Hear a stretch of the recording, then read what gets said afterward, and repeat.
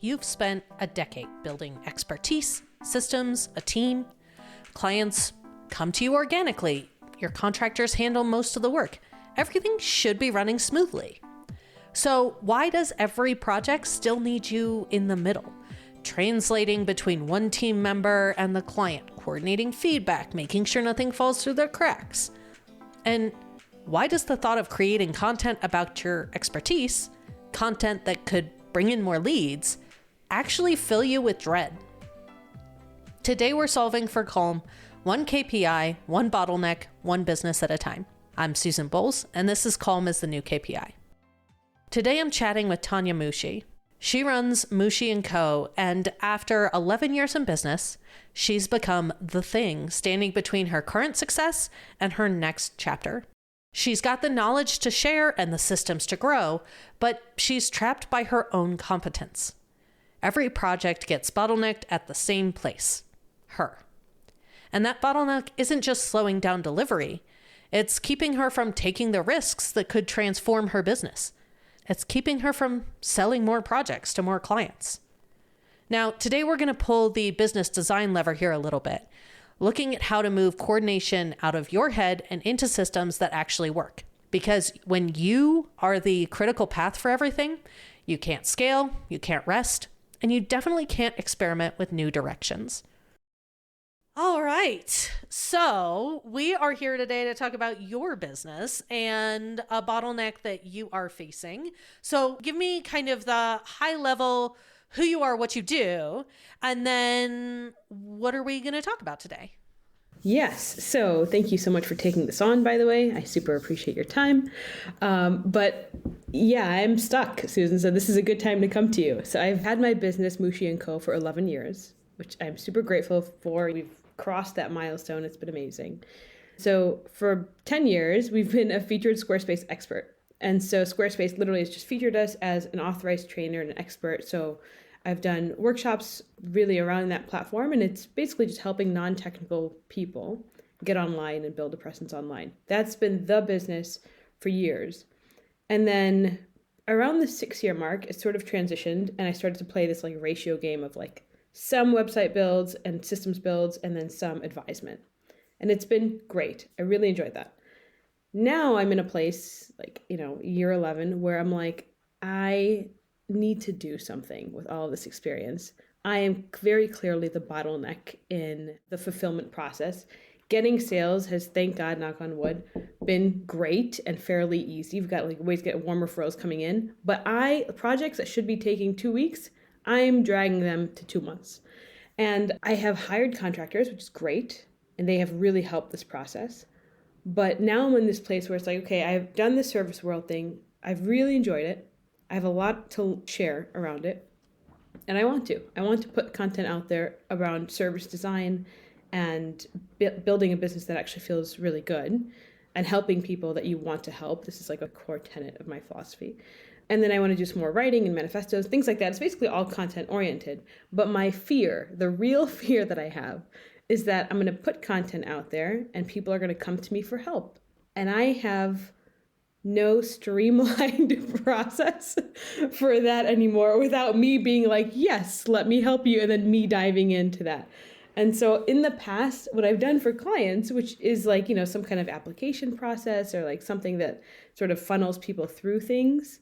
But for some reason, I'm stuck. So if you could help me with this fear and maybe help me see what the actual funnel might look like, if there's a funnel or if there's a process or some channel, I feel like you are the person to see this.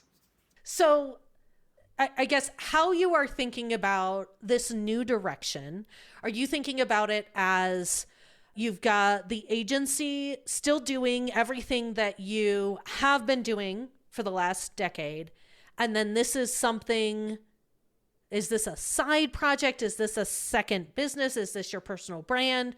Or are you thinking this replaces? Like, how are you thinking about, I guess, old business, new business, both things?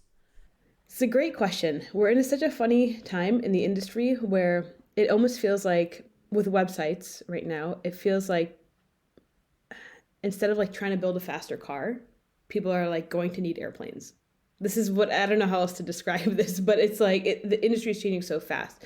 So I'm in this really interesting place of like maximizing opportunity while I have it, which is what the agency piece does. I do want to replace it. But to be totally real, that is the service side of things is what makes everything possible. That is the bread and butter of the business.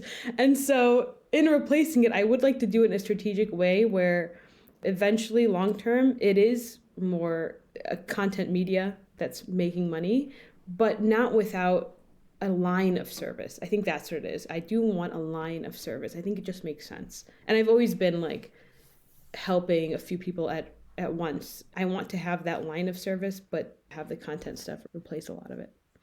And when you are thinking about the future version of whatever this ends up being, in terms of ideal revenue mix between content side revenue generation, so like sponsorships, affiliates, ads, whatever on the content media side of the house, and then services, maybe like digital products, or however you're thinking about revenue, what would the ideal mix be for you? I love this question. That's so good. Naturally, I think affiliates and sponsorships are actually going to be like the big game in the future. We have really close partnerships with the different software companies that we work with. So it like makes sense. I would say like the ideal split for me realistically is 80% sponsor affiliates and 20% services. And of those services, what do you see those services potentially being? What are you playing around with? You would be proud, Susan. We do have this down. Actually, I've spent the last few months productizing this and like sort of playing with it, but I have productized it a little bit better now, at least. So there's something called a digital foundation. It's basically just you're having your site up and running, having a custom email address, having a presence online. So it's a digital foundation for people that don't have one. And it's really well targeted. So it's usually experts that are in their field that are non-technical. They have some good ideas and they just have no way of sharing it. There's a sort of natural organic funnel that happens. But yeah, it's a digital foundation. That is basically the product. I have that process down. The sales process is down. The fulfillment process, it goes to like 60%, and then I'm the bottleneck. And I'm like coordinating things. So you had mentioned at the beginning feeling a lot of fear in some of these areas. Talk to me a little bit about that. So the fear is essentially that we get the project and then 60% of the way through, I have stalled. Either I have not coordinated something, I've not communicated something. There is something happening at that like 60, 70% mark that doesn't close out the project. And I don't know if this is a weird emotional problem, as Barrett Brooks will say, this is an emotional problem that I am having, or there's like just the issue of closing the loop. But I can see from a strategy standpoint how it makes sense to close the loop and sort of funnel people through content that makes sense for them, because these clients are fairly similar as far as the challenges they have. But the fear is really for getting the clients is that I'm stepping in at that 60% mark. And if I don't step in, the project does not close. So when you are stepping in, what are you stepping in to do? Or where do things get bottlenecked? I think it's because I am the connector between my designer and the client. I used to design everything myself, but 300 websites later, I have a designer, which is amazing, and she's better than me in so many ways. And I come in really strong as an editor and a strategist. And so I'm really translating why design choices were made to the client, and then communicating what the client wants back to the designers, which is management, which is just something that is not strong for me. And I just haven't had maybe the level of trust to delegate that, because I work very closely with my clients. Like, they feel like they don't have to explain a lot. I can intuit a lot, which is nice. But of course, that creates a bit of a bottleneck there. So for you personally, ideally, what would your big picture work look like? What would you ideally want to be spending your time doing? The last few years, I've made a couple small investments in companies that I love. I think long term, what I would love to do is build this portfolio of business where I have a couple small investments and I have some say as an advisor as to how they go. And I would love to do that long term. I think it's so cool. It's very like the brown female version of Andrew Wilkinson long term is how I picture that. That is the long game, I will say. But it's hard to do that when I'm in the weeds. And the problem is I also like being in the weeds sometimes. And I very, very much love the clouds and very much love the dirt, but I am not great at coordination and the management piece. And I definitely have sped up the process by hiring contractors, but I'm still blocking it. Hey there. Are you looking for new ways to design and deliver your services in a calmer, more sustainable way? I've got just the thing for you. The Calm Service Design and Delivery Inspiration Swipe File. It's a free resource that I've developed that's packed with 60 plus services from over 40 real-world providers just like you. You can browse by service type, delivery method, scale, support level, whatever inspires you to rethink how you work. This swipe file is all about helping you create services that are not only profitable, but also aligned with a calmer business model. Head to beyondmargins.com/swipe or just click the link in the show notes to grab your free copy today. So, if I were to posit a solution, which is what happens if you treat the services side of this more like an investment and less like your baby. Okay. So meaning maybe you hire somebody to replace you in that coordination. Maybe that's a client coordinator. Maybe that is a high level CMO-y kind of person. Maybe it is just an operations person. What comes up for you if that's the direction? Yeah, terror comes up for me. I think asking for help is so difficult. Even the fact that like I'm on here on this podcast with you, it is so hard. I'm so used to showing up and just like pouring out and like giving. To ask for help is so difficult. There's certainly an aspect of trust with the client that's huge. That I think that's probably the thing that scares me the most. Is like the idea of being like, hey, I know we've worked with each other for the past 10 years. However, this person is going to come, like, I still want those close relationships. And maybe it's something where like, if I do focus on content and we do have, more warm leads come in, maybe it's something where like they just take the new people. There's lots of ways that could look, right? So it could look like thinking about it in a longer term transition plan. Right? So instead of, hey, one day you're out and one day this next person is in and handling everything, more about like, maybe it's an 18-month transition plan where this person comes in and is alongside you. And the plan is for the first year or however long, they're actually just shadowing you, right? They're starting to understand how you think about things and how you strategize and how you build that relationship with the client and what that looks like. And maybe they do take on the new clients and ease in the old clients by having this person shadow you and building up that same relationship with your clients. So that's one potential path that, could be a long-term you playing while you are producing content, while you're experimenting with the new direction, the new ideas. That's helpful, actually, just to even think. I think I always think of like things so fast that it's all right. Things are so quick. Yeah, that's a good point, that it would be gradual. Moving slowly here makes sense. You do have very established relationships with long-term clients. And nobody wants to be like, hey, peace out. Yeah. This is Jim Bob. Enjoy Jim Bob. Right? Like, he's a nice guy. Thinking about how do we actually slow things down here, because it doesn't have to be tomorrow. This is still how you're making, 100% of your revenue right now. Longer term, as like a 2 to 3 year shift of what could this look like? Let me gradually transition revenue from services to media company. Or maybe it's the services doesn't need to get smaller. It just needs to get more consistent. There are other options here. You could bring in a partner.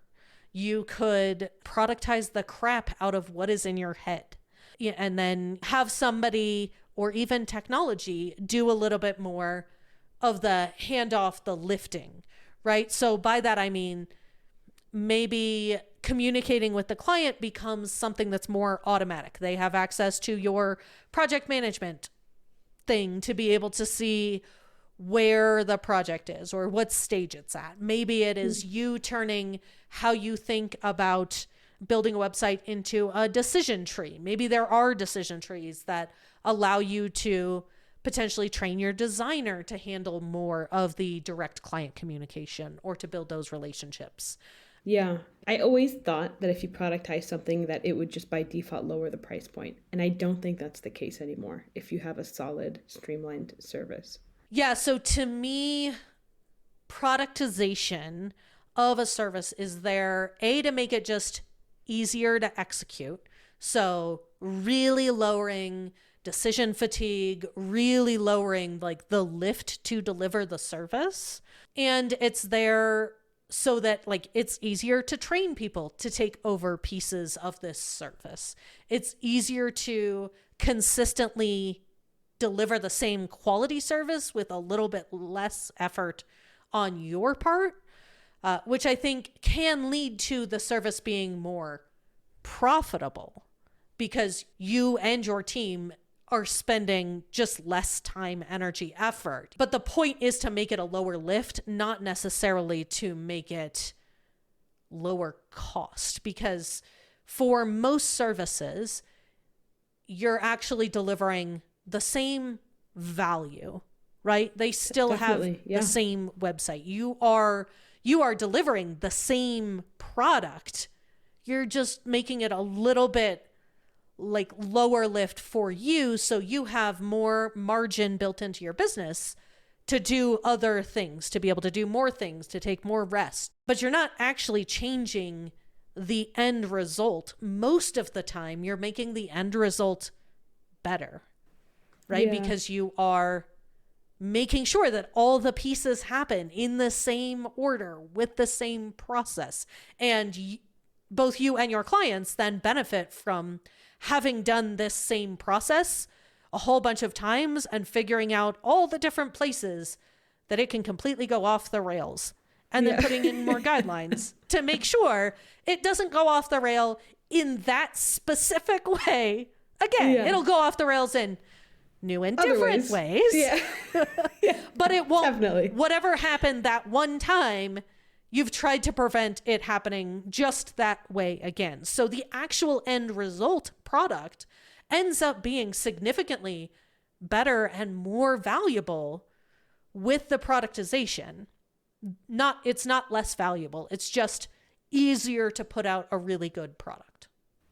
I think you just broke my brain a little bit, Susan, because I realize how much I have tied like bespoke and custom things to the value, and it's like you're still getting the deliverable is the same, but to make it lower lift, it's like there's almost this permission that needs to happen of like it could be easier, and it doesn't make it less valuable. It doesn't make it less valuable. It makes it more valuable. Like one of the things when we are, this collective when we as service providers design services, we tend to think that the more stuff we put in that, the more valuable it is. When almost always, if you think about how you feel when you are the client, the less you have to do or think or commit to this project, the more you like that service, right? Like, so if you can right. develop a really solid intake process where I only have to give you 30 minutes of my time and you can execute the site where it feels custom, that's more valuable. Like really being able to understand what pieces do you need to get this transformation or produce your service or produce your deliverable. How focused can you get that? Because it's better for everybody. Yeah, and I think we have the beginning part down in the sense of like the consult's always really good. It's a 20-minute consult. It's really clear what somebody needs by the end of it. I definitely pride myself on like asking good questions around this. So it's like we have the information that we need, and then I have a pretty solid process of like content gathering or creation, and then we're doing like the design side of things, and then we're actually doing the build. Like it's a pretty streamlined process there. I feel like I've made it very easy for the client in the beginning, but not at the end. Like the beginning is streamlined, beautiful. Someone else can execute that. But it is from the middle to the end that I'm like, it's either a perfectionist tendency that's coming in that I'm like, I think that could be easier internally, where it's like we're either working off of our best, templates. There's always a handful in the 300 some websites we've created. There's always a handful that people just love. Or, figuring out which parts need to be actually customized and how. And I think just think about that on the fulfillment side. So the place I would focus, if we're, the front part is really solid. Other people can execute that. And it's getting you all the information you need in the onboarding process to then do your work.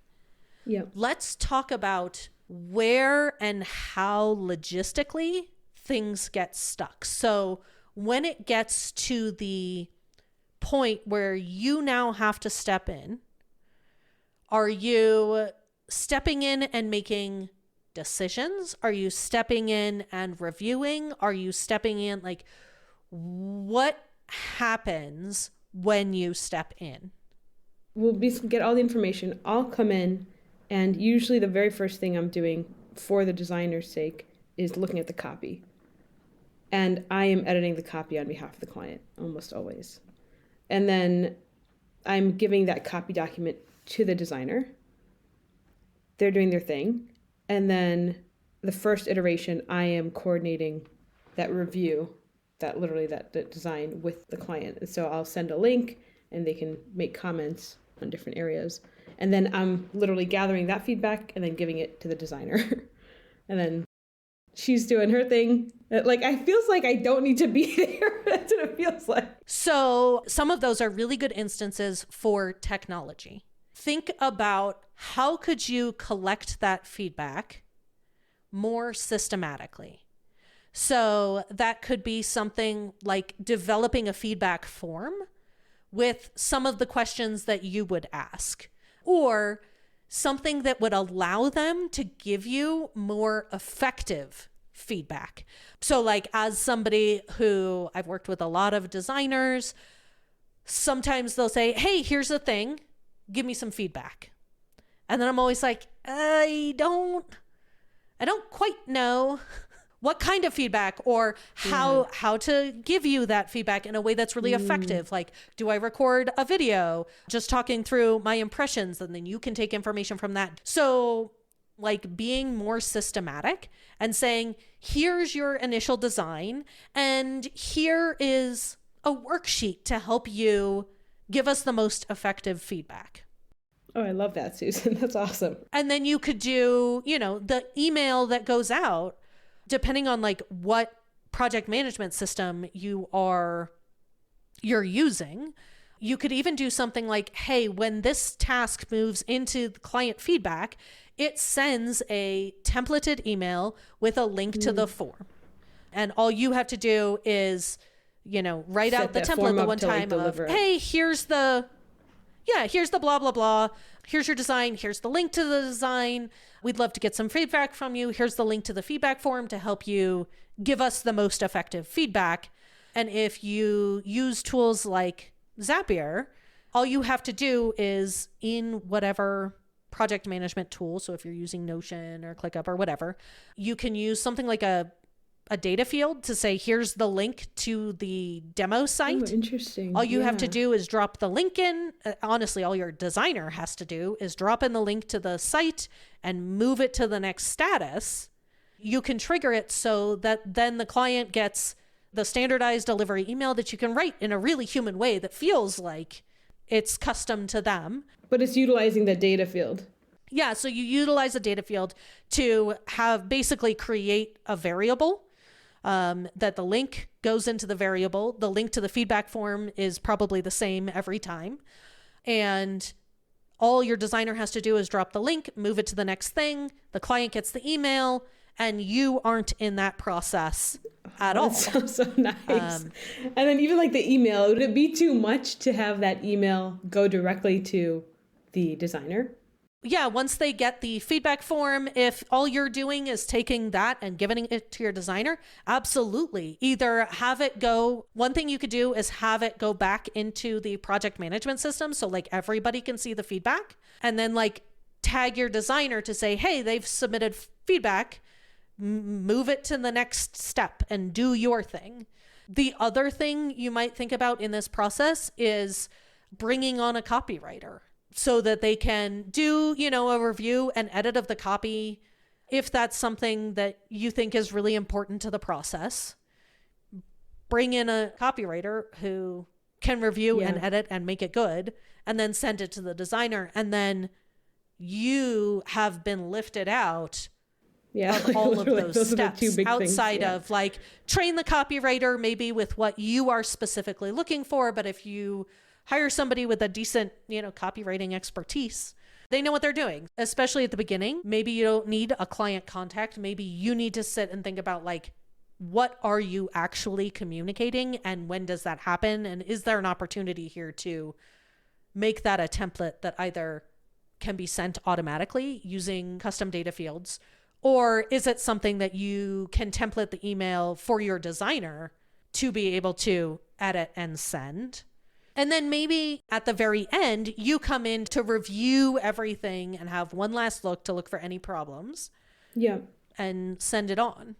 And I don't think it hurts your relationship with the client. Normally what I see when people start like automating client communication is actually like the way we think about it is, oh, I'm not touching it, so it's not going to be the same experience for the client. But what actually happens is you then more consistently are able to stick to your timelines. You're more able to actually communicate when you intend to communicate, right? Like we all intend to send an email or send a check-in or keep the thing on track. But a lot of the times when that's manual, we delay doing it, we forget to do it. It just goes, exactly. Yeah, so the automating of that communication process actually results in a more timely delivery, which clients always like, and more consistent communication about what's actually happening during the process. Because when you're thinking about taking yourself out of it, you put all of that in the template email. You might even link to an FAQ page about here's how the process works, here's how the timeline works, here's all of the questions that we get, so that when you get a question from a client, instead of answering it everywhere or answering it 100 times, you just put it in the FAQs. Really, the only other last step is literally just like invoice. Yeah, you can either change status, or if you think about productizing more on the front end, the onboarding piece, you could use a proposal tool that has automatic payments in it. So you are doing milestone invoicing. Either you're doing regular payments that you can set to automatically pull at the right time, where it like automatically sends you an invoice and automatically pulls the payment on the due date, which I love because it drastically improves cash flow, and you don't have to worry about when is that person going to pay my invoice. You have already captured that information at the beginning of the process when they are most excited to work with you.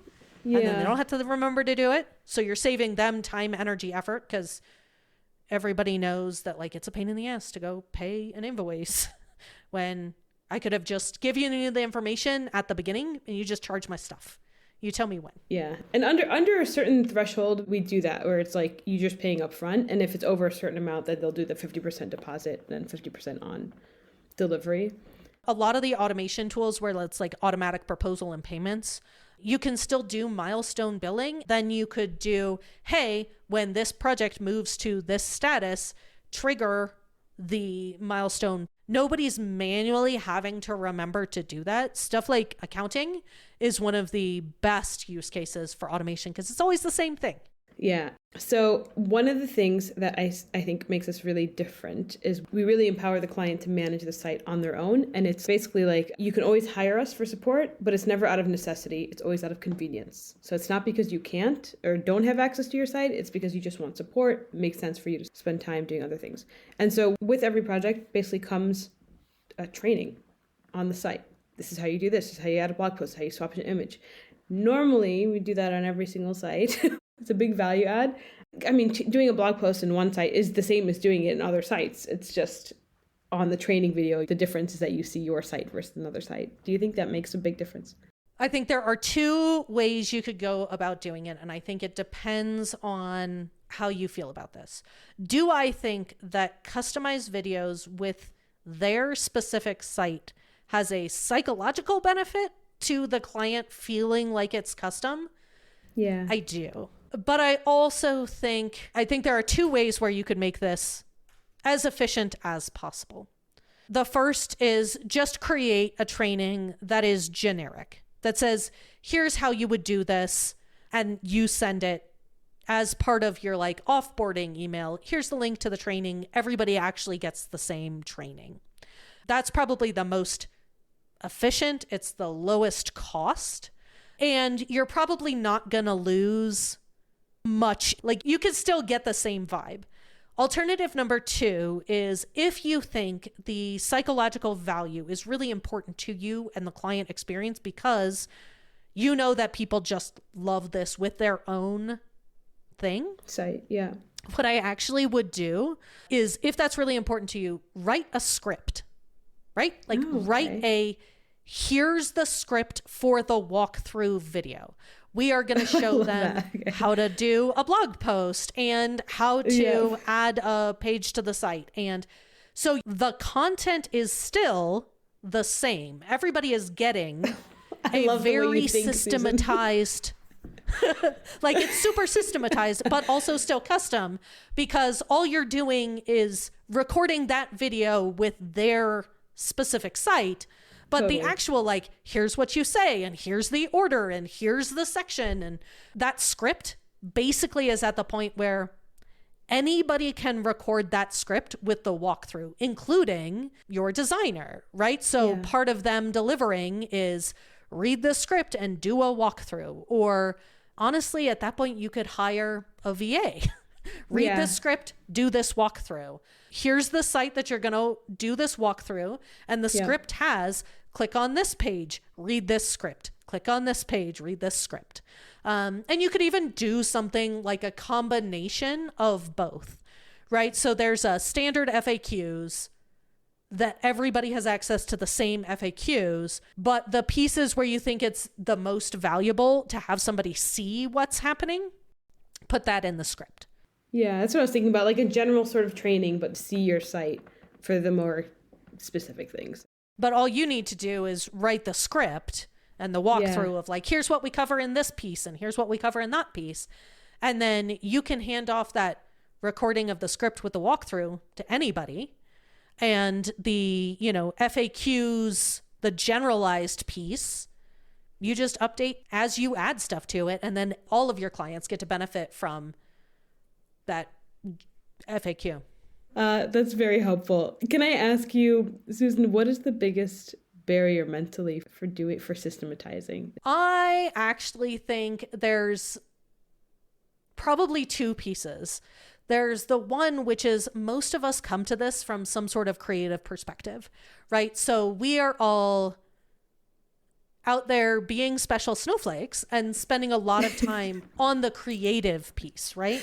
Yeah. And we have this idea that creativity only happens if we have complete freedom, right? It's the same as like all of our services need to be custom because the value's in the custom. For the most part, the value is not in the custom. The value is in you do this thing all day, every day, not in the customization. So I think like we want to be creative people and we feel like constraints will hamper our creativity when almost always everybody says constraints enhances creativity. Yeah. Like all evidence is there that like the more constraints you put on something, the more creative work, the more good work comes out of that thing. Totally. And I think the other piece is just kind of generally around operations and processes, which is, I don't like it. It's boring. It's more work for me to do. I'm not really big enough for that to matter. When almost always just taking a few minutes to put this process in place, right, means that you're creating so much more margin in your business for a very small payoff. Right? Like I can almost guarantee that you could probably book off 90 minutes and go create that feedback form, right? Like just thinking about like what feedback, how do I help people do it? Block off 90 minutes, make a feedback form, write the email. And in 2 hours, you have solved a huge bottleneck and you saved yourself probably 2 or 3 hours per project. And when you count up those 2 or 3 hours per project, just on that one piece. That's a great point. Yeah. Cause when I think about it, I'm like, oh man, so I need to block off a week. Not to mention like the decision fatigue. Like it probably would take you 2 hours and would probably save you over the course of a year, 3 to 4 weeks of work on the low end of the estimate. So when people ask me about like, oh, how do you create so much margin? Like, how do you work 3 days a week? It's stuff like that. Yeah, I think, that really helps me because there is this mental, like, sometimes the motivation doesn't really happen until I can see the other side of like, what can I do with this? Yep. And then when I see that, I'm like, oh, okay, it justifies like, fine, I'll spend 2 hours doing this, But without that piece, I'm just like, oh, it's just more work, it's just extra work. I don't see what the benefit is. The payoff is you can go find another business to invest in. You can go write other content. You can explore a different idea. You can play. You can go play. Like it's a different fill in the blank for everybody, but the payoff of just optimizing like 1 or 2 processes, especially if it's something that you're doing all the time, or in this case, something that is genuinely bottlenecking your client process, which means it's impacting your ability to take on more clients. And so that's directly impacting your revenue as well. That's a real ROI.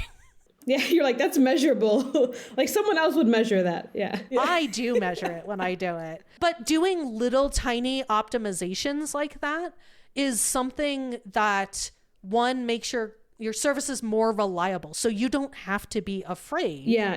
I love this. The aim of that, the aim of like making your service more reliable is it like helps with the fear of, because there's a trust thing, right? You're like, will this be reliable? The only reason I'm in it is so that I can is so that I can make sure all of this thing. So it's kind of like removing that uncertainty. But I think that's a great aim of just how do I make this more reliable? When I think a lot of the like move this thing along the tracks is such a great use case for automation tools, because you then have confidence in the fact that they're not going to do it incorrectly. It's going to happen exactly the way that you have designed it every single time. You don't have to try and outsource it to a person that you then have to trust is going to do it your way, your time, at a specific point in time. All of the people in your business are doing things that people can do and are really valuable. Like they bring valuable skills or thoughts to the process. The moving the project along the track, it is one of the most powerful things I think you can do to make your business calmer. I love that. That's really helpful. You have settled my soul a little more. What we focused on today wasn't just about fixing a project management bottleneck. It was about designing systems that let you step out of the weeds without losing quality or compromising client relationships. We focused on 2 key levers from the Calmer framework. First, business design, specifically moving from default ad hoc coordination to intentional systems that can run without constant input. And second, margins. Not the version where you cram more in, but the kind that creates margin by removing decision fatigue and repetitive tasks. The real insight here is that productizing your services, it's not about making them cheaper or less valuable. It's actually about making them more reliable. When you systematize the coordination, communication, and handoffs, your clients get a more consistent experience. Your team knows exactly what to do when, and you stop being a single point of failure. If you're listening and thinking, yep, that's me, I'm the bottleneck, here is a tiny action to try this week. Pick one recurring task that you're manually doing and spend a few minutes, no more than 90, creating a template, a form, or some sort of automated process for it. Whether that means client feedback collection, project status updates, handoff communications, that 90 minutes will likely save you 3 to 4 hours every month. The goal here isn't to remove the human touch, it's to make sure the human touch happens where it actually adds value, not in moving information from point A to point B. Thanks to Tanya for being willing to troubleshoot her business in real time. That takes guts, and I know that other business owners will see themselves in this conversation. Until next time, remember, your expertise is the asset. Don't let coordination be the thing that keeps you from sharing it.